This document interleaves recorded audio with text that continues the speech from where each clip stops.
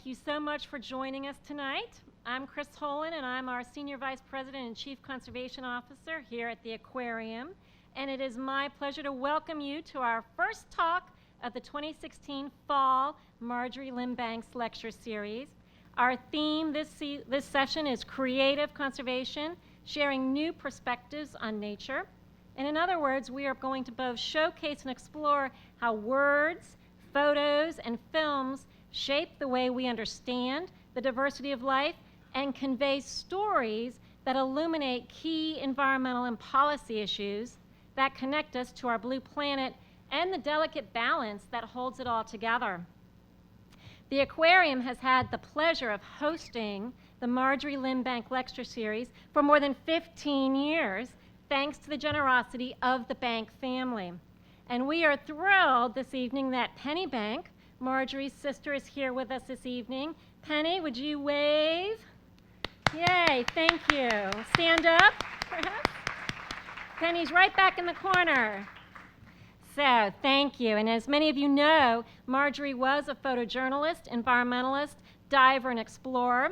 When she passed away in 1994, her family endowed these lectures in her honor. And it has been deeply gratifying for the Aquarium to play a part in sharing Marjorie's love of the ocean and her sense of adventure. She really wanted us to see and feel what she felt.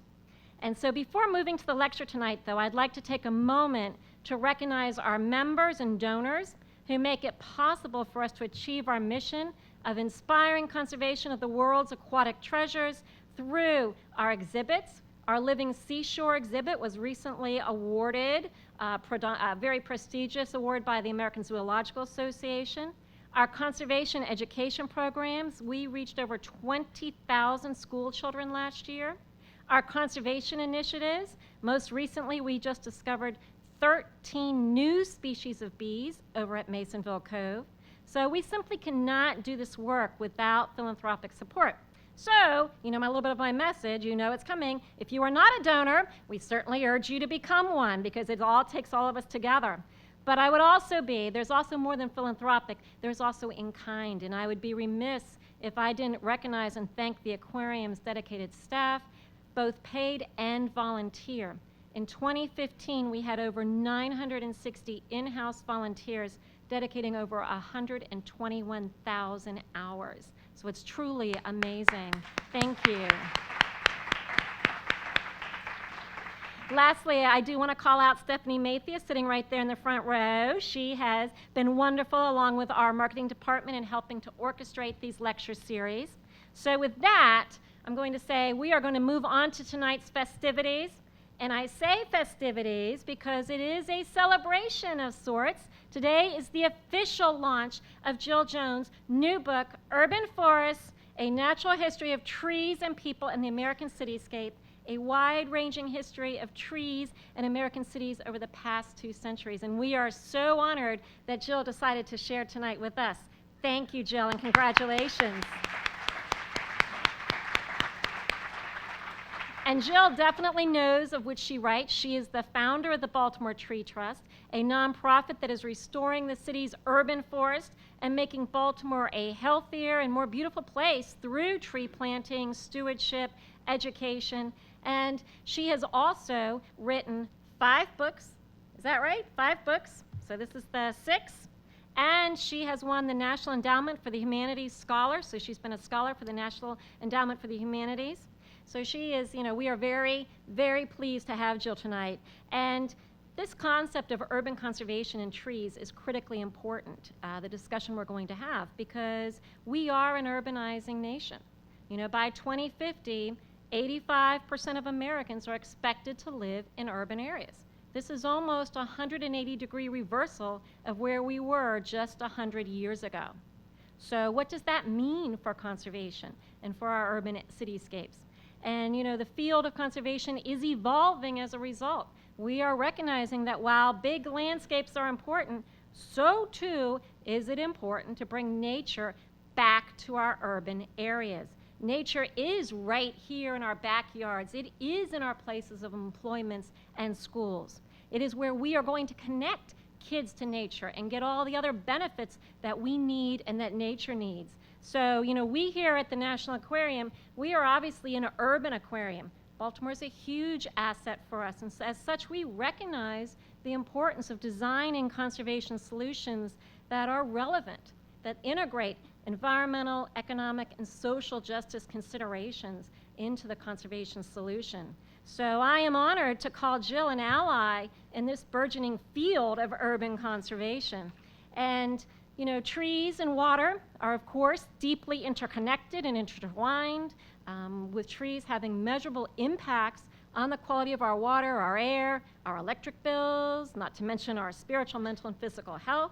So I'm going to turn it over to Jill in just 1 second. And if those of you that are still wondering, why is the National Aquarium talking about trees, Jill's going to answer that question for you.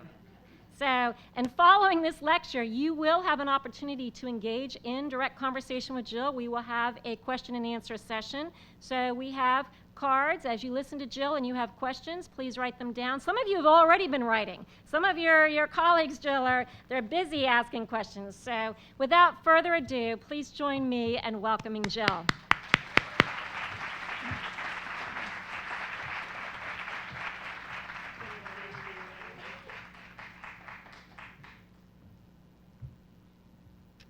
Well, thank you for coming, and it really is an honor to be here. And it is true that when I told anyone I was coming to speak at the National Aquarium, they said, why? So I like to think that by the time you finish racing through my slides with me, you'll understand. So the very first thing I would say is people often ask, what is an urban forest? It's like an oxymoron.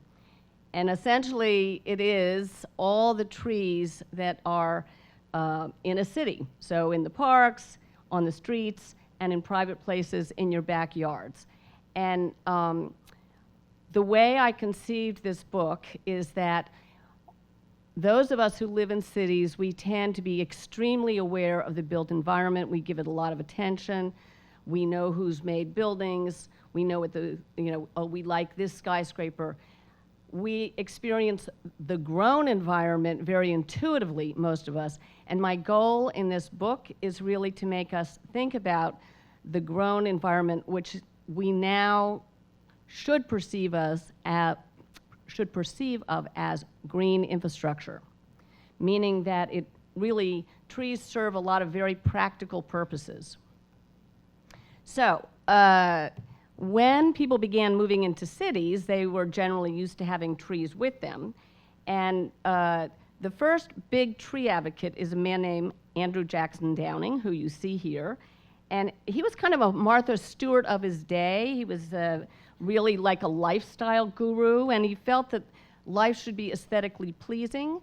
He was the influential editor of The Horticulturist, and he was very active in the 1830s and 40s. And you'll notice this very ugly treeless street in Baltimore. So Andrew Jackson Downing really objected to this, and he was a very popular and influential. So I'm going to read you what he had to say about the situation as people moved into cities. And remember, this is a time there's a lot of clear-cutting going on also of our fabulous old-growth forests. If our ancestors found it necessary to cut down vast forests, it is all the more needful that their descendants should plant trees. The first duty of an inhabitant of forlorn neighborhoods is to use all possible influence to have the streets planted with trees.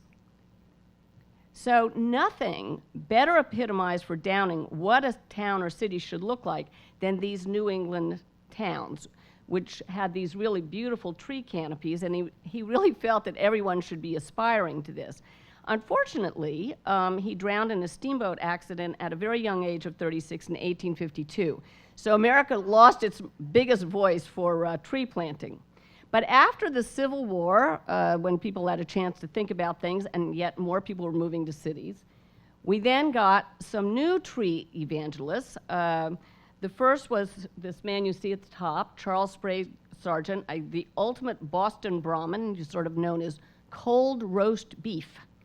And he created Harvard's Arnold Arboretum in 1852, and he ran it for 50 years. And he wrote many important multi-volume works of American tree taxonomy. He wrote the 2-volume Manual of the Trees of North America. So I just want to read you this quote because some things never change, from 1897 from him. And he's lamenting that Americans, quote, suffer an ignorance with regard to the true beauty and value of native trees, which appears to be peculiar to us as a nation. Now, I find this really strange because one of the things that the Arnold Arboretum did and was famous for was sending out plant explorers to Asia to bring back trees that would flourish in the United States, foreign trees. And this included this really beautiful cherry tree here. And the Arboretum was very important in introducing Japanese ornamental cherries to the United States.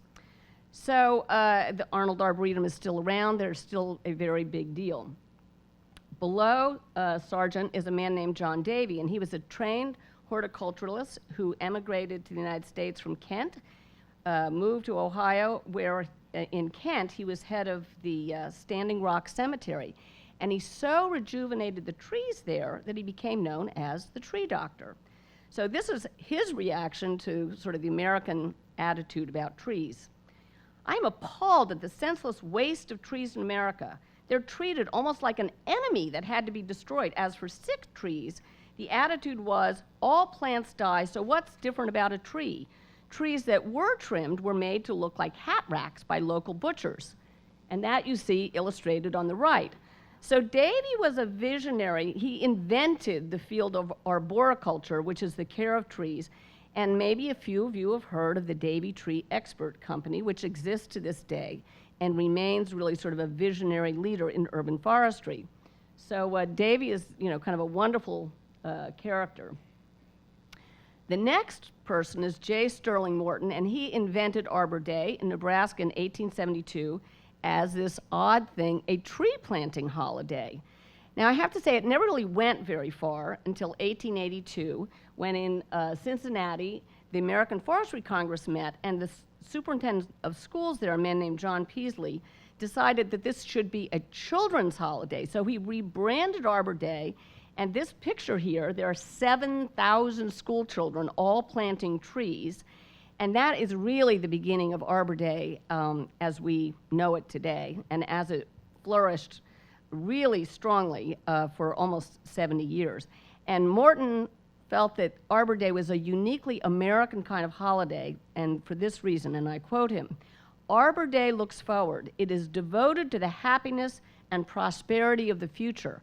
So he felt that that was a very American kind of outlook. So Americans really did begin to embrace tree planting, and it became integrated into the progressive era in the late 19th and early 20th century, and this City Beautiful movement. And the idea was that you would have trees, they would make aesthetically pleasing, but they were also very important for public health. No air conditioning, trees played a big role in that, and that they were also viewed as sort of really integral to keeping germs and the air healthful. So, of course, you can predict Teddy Roosevelt loved trees. He was a man who loved all aspects of nature, and he was really tree planter in chief. Everywhere he went, he planted a tree. And I have been in a number of cities where under very mature trees planted by Teddy Roosevelt. By now, Arbor Day is a huge thing. It's like a holiday in many states. And in 1907, when Roosevelt was president, he issued an Arbor Day address to the school children of the United States. Quote, "To exist as a nation, to prosper as a state, and to live as a people, we must have trees." And at his own estate in Sagamore Farms, Sagamore Hills, in any case, out in Long Island, he had thousands of trees and was very personally involved in taking care of them. So, another way that there was really an appreciation of trees expressed was after World War I, there was really a huge memorial tree planting movement. And this was sponsored by the American Forestry Association, around today as American Forests. And their take on this was, quote, The trees will mark the remaking of the cities, just as those men marked the remaking of the world. And in Baltimore, we do still have our World War I tree memorial, which is, if you have not seen it, it's quite a majestic oak grove in Druid Hill Park next to the zoo, and it's very well marked with the original plaques. So even as America, industrializing, urbanizing America, is really embracing tree planting, we are also stricken with our first great eco-disaster, which is the arrival of the chestnut blight and the loss of the American chestnut, which is largely kind of a keystone tree that's in the southeast. But in cities, the parks were filled with them, the woods were filled with them, I should say in cities in the southeast. And one of the things that people loved was chestnutting. This was really a big holiday, and a lot of people would skip school to go chestnutting. Invariably, people would fall out of trees. There's quite a lot of excitement having to do with it. But the blight was really, it was a wind-borne blight. There was nothing to be done about it, and it killed, chestnuts of 200, 300 years old in 1 or 2 years. And so it is with us to this day, and despite the ongoing efforts of the American Chestnut Foundation, we have yet to reliably grow to maturity American chestnuts. So, by the 1930s, most American cities really did have beautiful tree canopies, and I should say this is taken in Roland Park, and most of those trees were American elms, which is what you're looking at here. And that was a tree of choice because it grew like a weed, it tolerated all the pollution, and you see it's got a really great architecture, it's nice and high up, and it, would just grow in any kind of soil. The other thing about American elms is they, as you see here, can become incredibly large. There were many that were sort of specimen trees. They had historic associations, or they were just plain gigantic. And cities were and towns were very proud of them, and they came with names, like this Wethersfield elm in Connecticut, which was considered the largest elm in America up through World War II. But, as probably many of you know, in the 1930s, Dutch elm disease arrived here from Europe. It had arrived in Europe from Asia, and it's called Dutch because the Dutch figured out, that it was a fungus carried by bark beetles. And this was just really a slow-motion eco-disaster. And unlike the American chestnut, which was really only in the southeast, the elms were coast to coast. And it took many decades. It arrived here in the 1930s. It arrived it took until the 1970s to get to California. And you see what this neighborhood is before and after, and I will just read you someone's reaction to that. But first, as I read you that, I took this photo in Sacramento a few years ago, so there are still places where you can see elms. The mall in Washington, D.C. is only American elms, and it's very beautiful. But this is what neighborhoods look like, and this is the way someone talked about that loss. When you came into any town, the landscape changed. You entered this kind of forest with 100-foot arches. The shadows changed. Everything seemed very reverent. There was a certain serenity, a certain calmness. As the elms came down, you started to notice the severity of things, the wires, the utility poles, the cracks in the hot pavement, which no longer was bathed in shadows. So the loss of the elms really was significant, and it arrived often at a time when cities were sort of having a hard time anyway. And the big question became what to plant in place of the elm. So you saw that Arbor Day in 1882. 100 years later, the next generation of tree evangelists gathered in Cincinnati and launched the second urban forestry movement. And one of the most important people is this man you see on the right, the U.S. Forest Service scientist, Rowan Roundtree. So when trees were planted in the first go-round, they really played an important role in cooling the air and public health. Well, now we had air conditioners and we had modern medicine. So the attitude of a lot of city managers is, well, trees are ornaments and we can't afford them.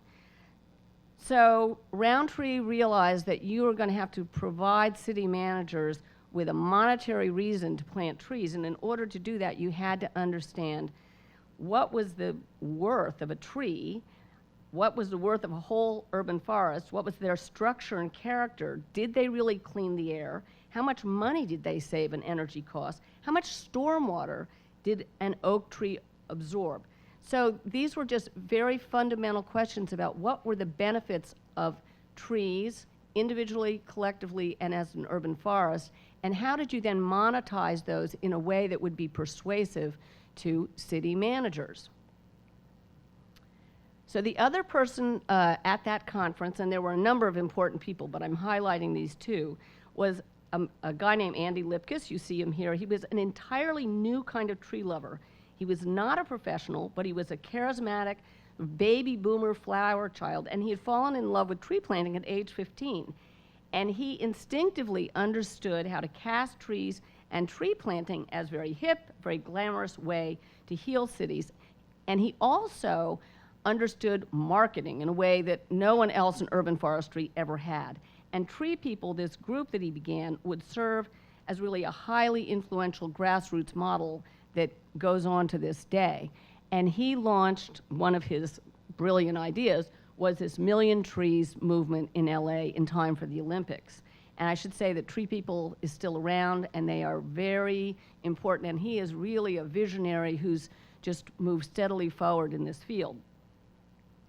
So here we are in Chicago, and it's Mayor Daley, the son of the original. It's the 1990s, and Chicago, like many American cities, is now under this EPA mandate to clean air.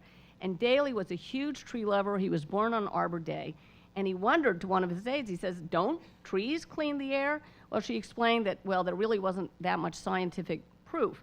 And so the mayor got $1 million and invited Rowan Roundtree, and these two scientists are really his proteges, Greg McPherson and David Nowak, and they began to really do the science in Chicago that would answer these questions of, what is a tree worth and what does it do for the environment?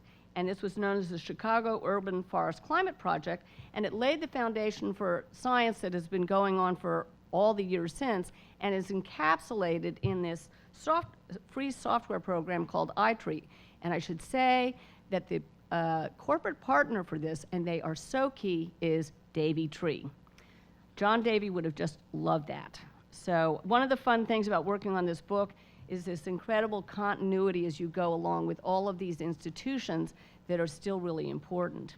So this was really the beginning of being able to argue that trees and urban forests served as meaningful green infrastructure and that they perform numerous important ecosystem services, actually a word I hate. And the answer to the mayor was yes, trees do clean the air. So, in August of 1996 in New York, there was a developer in Brooklyn working on some townhouses, and he noticed this bug, a bug very much like it, emerging from the Norway maples that were street trees in front of his development. And this man, Ingram Carner, viewed himself, he was an amateur horticulturist, and he was horrified at this bug. And he got on the phone and would not relent until finally he got someone to come and look. And when the city forestry people captured one of these bugs and sent it in to be identified, they discovered that they now had the Asian longhorn beetle from China, a bug that would happily eat, well, its favorite food was maples, but it would happily eat half of the kinds of trees that made up the urban forest in New York. So the Federal Animal and Health Inspection Service, APHIS, took this over and began working on eradicating this bug. No one knew very much about it, except that it had decimated entire poplar forests that were monocultures in China. So, fortunately, very few American cities were afflicted, but in 2008, one that was afflicted, and this was really scary, was Worcester. So Worcester is mere miles from the maple hardwood forests of New England, and the favorite food of the Asian longhorn beetle is the maple tree. That winter, aphis troops removed 17,000 trees. So here's a street. It's very infested with the Asian longhorn beetle. When aphis is finished, because everything's got to come down before the bug emerges and begins reproducing. Yeah, this is a quote. I've been to all these places quite a bit. This is what one of the neighbors said. It's devastating. What once looked like Worcester now looks like Arizona, and people are angry. You come home and your trees are gone. We've had nothing but sheer living hell in this neighborhood. If you have a mature tree canopy, and we're not just talking about street trees coming down, private trees, any tree with any sign of the Asian longhorn beetle, gone and shredded into tiny little bits. Now this would have been really catastrophic if they had not also found this in Chicago. The truth is, in the end, it turns out that the Asian longhorn beetle is pretty lackadaisical and didn't actually is only been found in about 4 cities, which is amazing because they arrive on wooden pallets from China. And I mean, how many hundreds of millions of pallets have come? But somehow or another, that is all that's happened. And when it hit Chicago, of course, Mayor Daley really brought in the troops. And through that effort there, they discovered that by injecting the pesticide imidacloprid, you can protect uninfested trees, which means you don't have to cut them down. The scale, the logistics of dealing with a city that has Asian longhorn beetle is incredibly mind-boggling. Hundreds of thousands of trees have to be inspected literally, individually by people going up in buckets. So this is New York City, where, remember, they first discovered this in 1996. It's 20 years later, they're still on this. Every year in New York City, they inspect hundreds of thousands of trees looking for any sign of the Asian longhorn beetle. And as you see here, they inject with imidacloprid 200,000 trees. Now, I have to say, most people in New York have no idea this is going on. So, you might wonder, well, okay, what did they finally decide to replace American elms with? And in most Midwestern cities, what they replaced them with were these sturdy ash trees. Now, this is actually a very lovely tree canopy. It's not the American elm, which is, pure poetry, but it does the job. And then, 2002, the emerald ash borer. So 6 years after the discovery of the Asian longhorn beetle is the discovery of the emerald ash borer. And this is a very, very different story than the Asian longhorn beetle. This is not a lackadaisical bug. It is extremely energetic, very fast moving. That first picture of the Ashline Street 2006, this is 3 years later, all dead. Every single one of these trees had to be taken down and ground up into bits because, again, it took a while to figure out a pesticide that you could inject into the trees. So, and at this point, there are emerald ash borers in 28 states. The complete expectation is it's just a matter of time before it crosses the Rockies.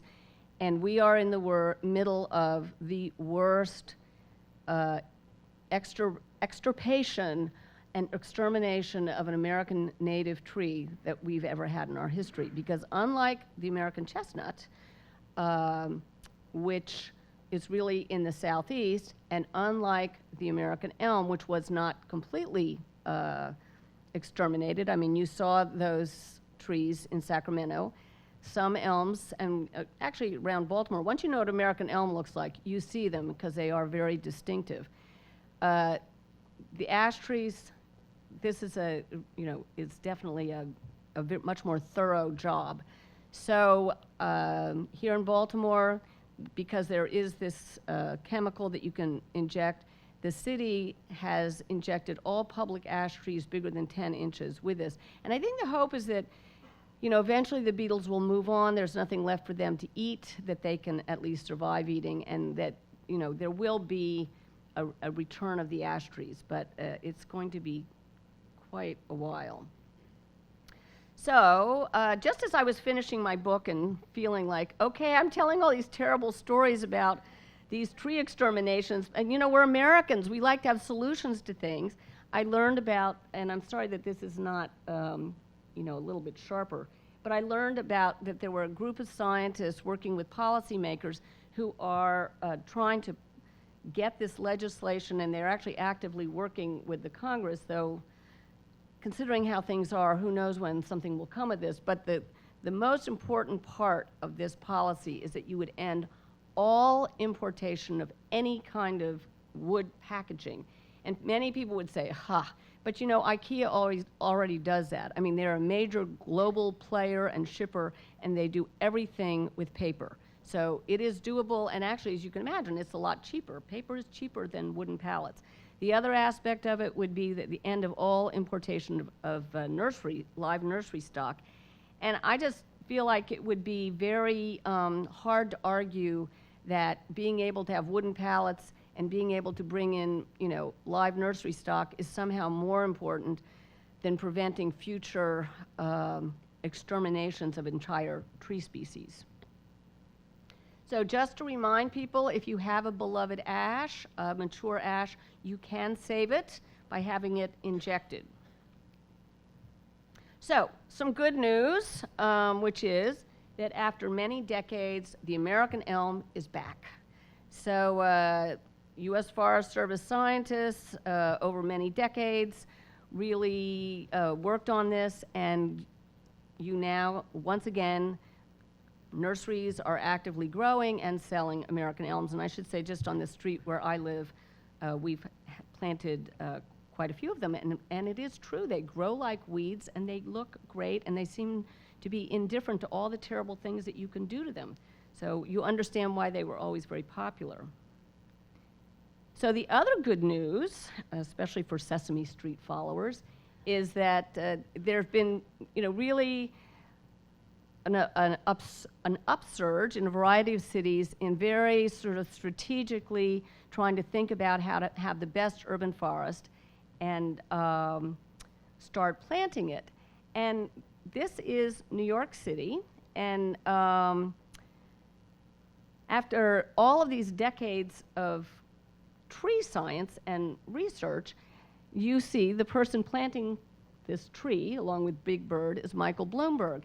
And the power of this new tree data, the science that tells you what trees are doing for you, so impressed Michael Bloomberg that he quadrupled the forestry budget and launched this Million Trees NYC campaign. Because what he learned from his own forestry division, doing a full tree inventory, and then applying to that these iTree algorithms, is that in fact the trees were very profitable. And also, as green infrastructure, they don't decay, they actually grow and improve and become more and more valuable as time goes on. So, it's great that cities are really starting to plant trees in a strategic way, but the reality is that almost every city, including Baltimore, has really seen quite a bit of tree decline. And the tree groups that have been emerging and becoming active are really in response to that. And in fact, as I was working on this book and went to visit these cities, I really felt like these tree groups did so much good that it would be wonderful if Baltimore had one. And I sort of assumed they did, and I thought, well, maybe I can go back and volunteer. And I discovered we didn't. And so with the help of many people, and I should say above all, Amanda Cunningham, who is a certified arborist who had many years working as an urban forester, she really was the key. But the Baltimore Tree Trust got up and running. So one of the things you really notice here in Baltimore is a lot of our mature trees, they go back 100 years, they were planted in developments by city foresters, and they're dying just of old age. A lot of the city has been paved over. There are not as many places to plant trees. So, I mean, the wonderful thing is that in the last 5 years, the city has really committed to tree planting in a big way. And we think about trees very differently. We now have this tree science, and so you don't have to get into this discussion about, well, why should we spend money on trees? They're just pretty ornaments. It's true.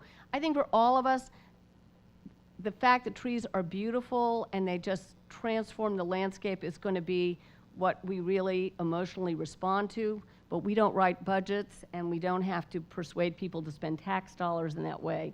So you now can think of them as green infrastructure, living utilities.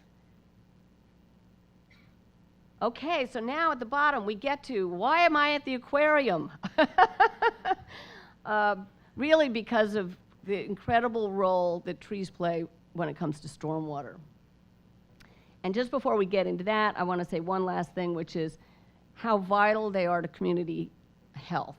So what you find, and again, there's science backing all of this up, plenty of studies, is that when you have trees in public spaces, people come out, they're outside more, they know their neighbors more. That makes for sort of a more unified, cohesive neighborhood. People feel safer. Trees, literally, if you're looking at trees, if you go out among trees, your cortisol levels come down, you feel less stressed. And so there is a calmer world when it is full of trees, and that has a lot of consequences. So one of the great things about all this technology, which is really changing the world, is it provides a whole new way of mapping, and that mapping really gives us information. So Greg McPherson, who you saw the photo of and has done a lot of this science, the city of Los Angeles asked him to come and do this aerial mapping. They wanted to plant 1 million trees, and they were trying to figure out where can we put them. And they said to him, do it by councilmanic district so that the council people can get invested in this. And what they found, now this is obviously Baltimore, not LA, but what they found when they did that is all these people who didn't care about trees, politicians, when they saw that, an affluent neighborhood had a 40% tree canopy and theirs had a 5% tree canopy, suddenly they were interested, because it became a question of environmental justice and why do these wealthy neighborhoods have something we don't have. So, and you really sort of see this everywhere. Baltimore is no different. Trees turn out to be markers of affluence. And so when you look at a map like this, yes, it's true that you can't plant trees in asphalt, but you could plant many more trees than most of these neighborhoods have. So, for instance, here is McElderry Park. It's immediately east of Hopkins Hospital. It's in the Harris Creek watershed, and we started working here at the Baltimore Tree Trust in 2012. And you can see, well, why would it be that when it rains, all this water just moves right into the storm drains? I mean, where else is it going to go? And this is the Harris Creek watershed. No one has seen Harris Creek since 1880, when it got put into a pipe. We are told it starts in Clifton Park. No one's been able to tell us where. It comes through these 17 communities and ends up exiting at Canton. So when it rains, that's where Harris Creek largely goes, down the sewer, and you can see it's, and into the pipe, and it's, taking all kinds of stuff with it. And Baltimore itself is under an EPA mandate to pull up 1/4 of its impervious pavement in the downtown area. So what's the reaction? The reaction is, let's plant trees. And this is just one of many, many, many volunteer tree plantings organized by the Tree Trust with many partners. And you can see everyone's having a good time. And you can also see, look at the size of the tree pit. I mean, so tree pits in Baltimore now are 4 by 8 feet. Everyone's having a great time. And when it rains, it's going to be very different now. The rain is going to go, into the tree pits. It's going to nurture the trees. It's going to fall on the leaves. An average tree of a certain size will absorb 1,400 gallons of stormwater in the course of a year. So we have planted, the Tree Trust, more than 1,000 trees in the 4 neighborhoods that we've been working in so far in Harris Creek. So, you just do the math and it starts to slowly but surely add up. So this is before and after, and again, as a kind of an infrastructure, unlike most infrastructure, the day you put it in, it starts to deteriorate. Green infrastructure, it just is getting going. So, it's amazing. There's this famous saying, the best time to plant a tree is today. The best time to plant a tree was 20 years ago. The next best time is today. And I have been amazed at how quickly trees make a difference. It really doesn't take 20 years. I mean, I think they make a difference the day they're planted, and every year thereafter, they really look great.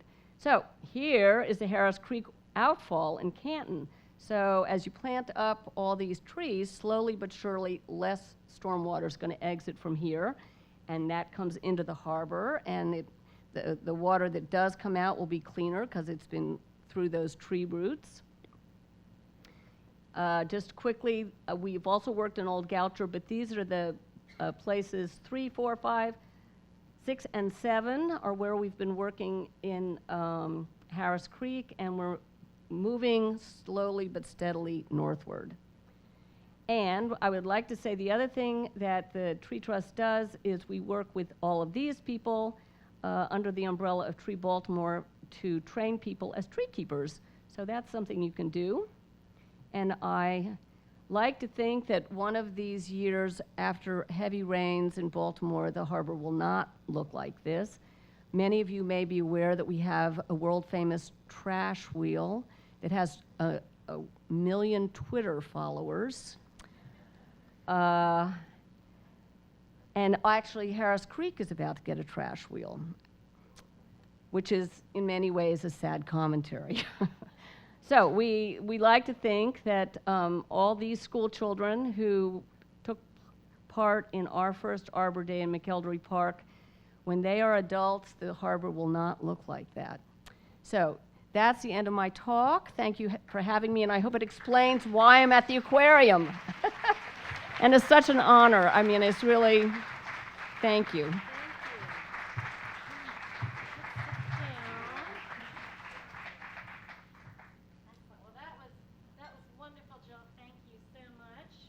And this is your time to actually ask Jill some questions that say, clearly you are just a wealth of knowledge. You have interesting stories.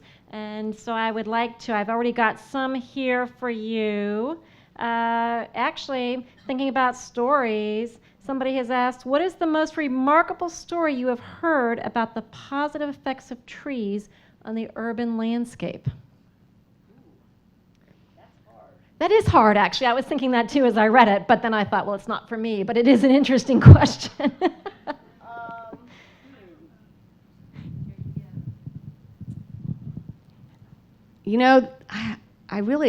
I feel I almost can't answer that, but I will answer it in a sort of a microscopic way, which is in 1984, actually a landscape architect named Roger Ulrich had this very rare opportunity to do a hospital study where he had exactly the same sets of patients, and they'd all had gallbladder surgery, and they were going to be put in 2 different kinds of rooms. One set of rooms looked at a brick wall, and the other set of rooms looked out on trees. And he did this with a hospital, and what they discovered is that those patients who looked at the trees came out a day earlier and healed faster. And that particular study was a worldwide sensation that in many ways launched these inquiries, these scientific inquiries into the effects of trees on human well-being. So it was so influential, and the sort of fallout from it goes on to this day, and I understand that hospitals are designed very differently because of it.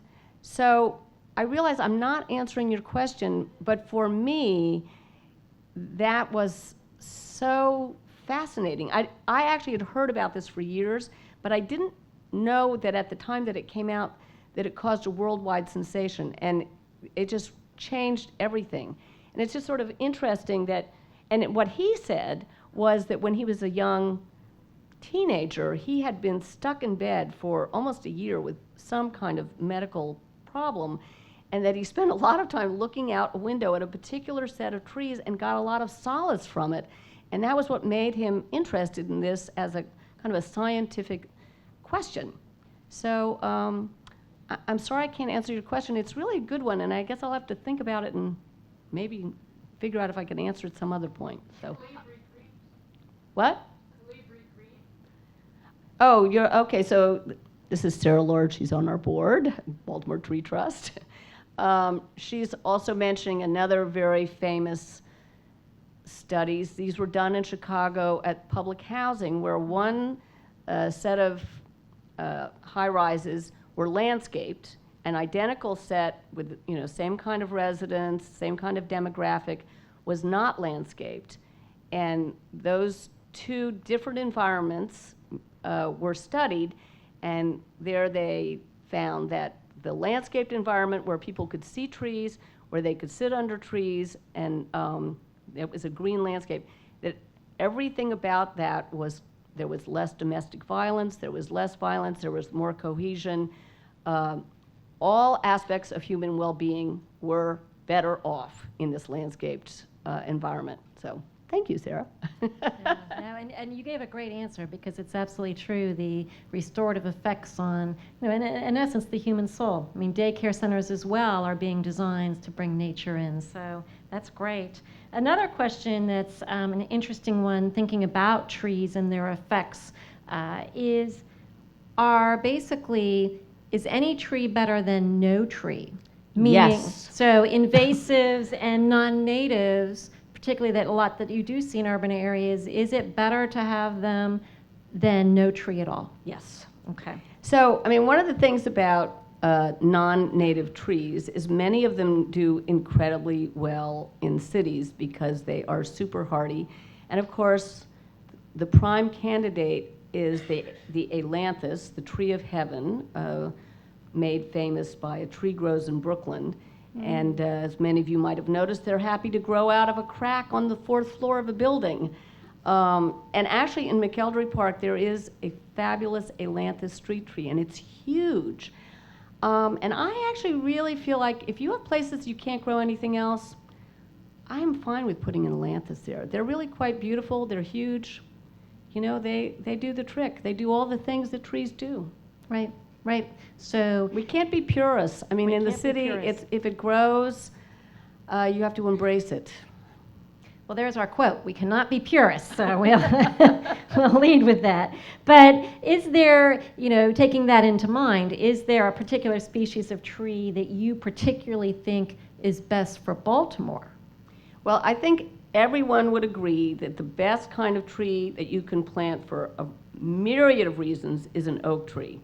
Now, it is true that oaks grow slowly, and they do have acorns, but Doug Talalay, who's become very famous as a person who's made it clear to us why native trees are so important. They're full of bugs and things that are essential to the web of life. And an oak tree has something like 477 different kinds of insects, and those insects then feed birds and all kinds of other critters, and that's just incredibly important. The other thing is oak trees become very large, and they live a really long time. So that is probably one of the best trees you can plant. Okay. Excellent, excellent. And are there, thinking about the oak tree, what it got me thinking about when you said that, not that I'm for trees, but I'm going to make this comment anyways, is the maintenance issues. And so I guess the question I have for you is, are you finding that in your research that some cities create more conducive environments for planting trees than others? I mean, how do we get a city that is friendly for trees? I mean, so there's obviously community engagement aspects, but there's maintenance aspects. Do you need tree ordinances, or what are you finding makes a city most hospitable to plant trees? So in Washington, D.C., some of you may know Casey Trees. It's unique in having a $50 million endowment. Always helpful. Yes.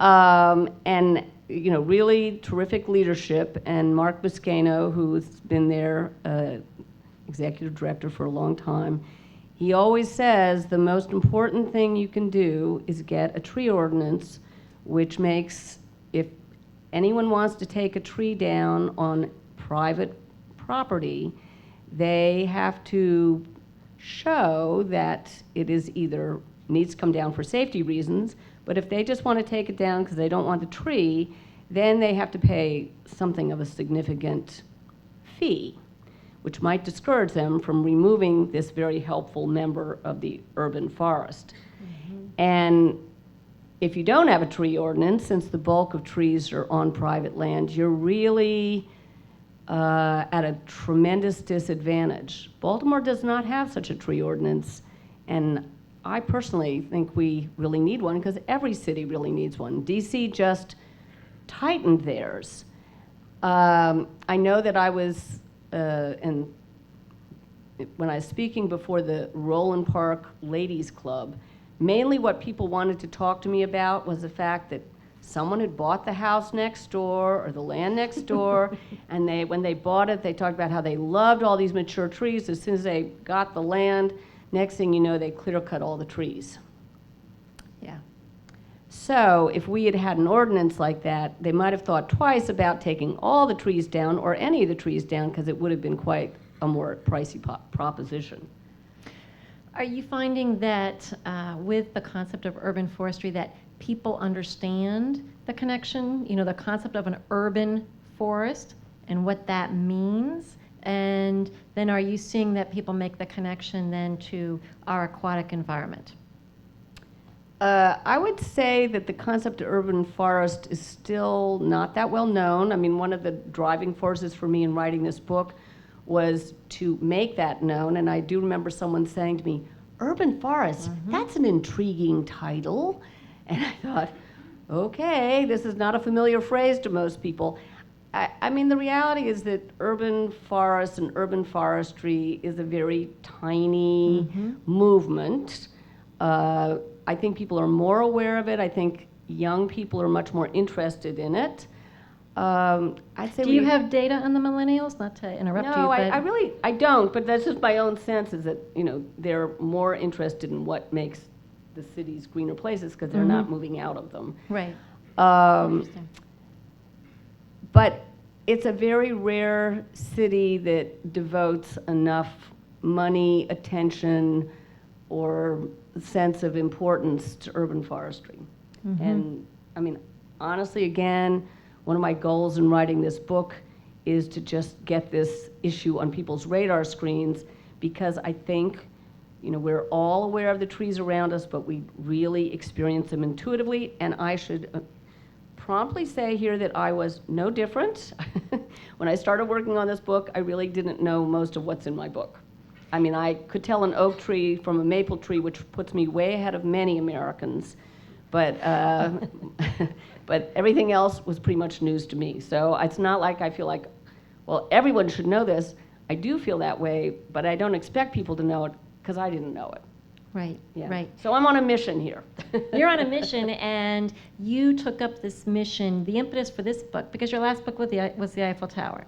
Right. So all my books have been about cities, and the last three have been about infrastructure, about sort of epic engineering projects. And for a while when I was working on this book, I kept on thinking, God, it's like, where does this fit in with these other books I've done? And one day it just struck me, I realized, oh, this is about infrastructure too, but it's green infrastructure.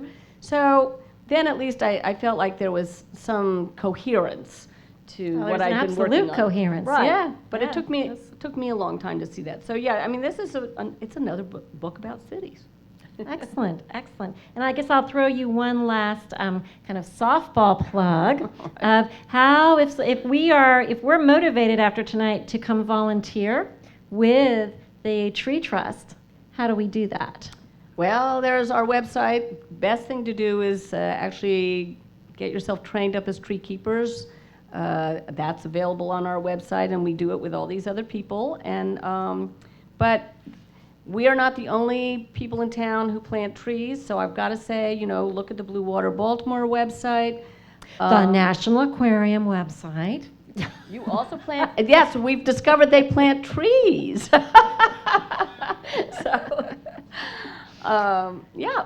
So. Yeah, no, that's great. That's great. And, Jill was saying the website. Jill also has an Instagram as well. You mentioned I have Trash one Wheel, post. But she's a user of social media, which I always find impressive because I'm not so good. But I want to really, I think this has been just fascinating, and I think it's always interesting to take a topic and really look at the history and then really translate the benefits. And you have done that so well. So we really appreciate it. And, just want to say congratulations again. And we have, as we adjourn tonight, Jill will be around, but we also have cake to honor, the celebration because her book came out today. So thank you again. Thank you, Chris.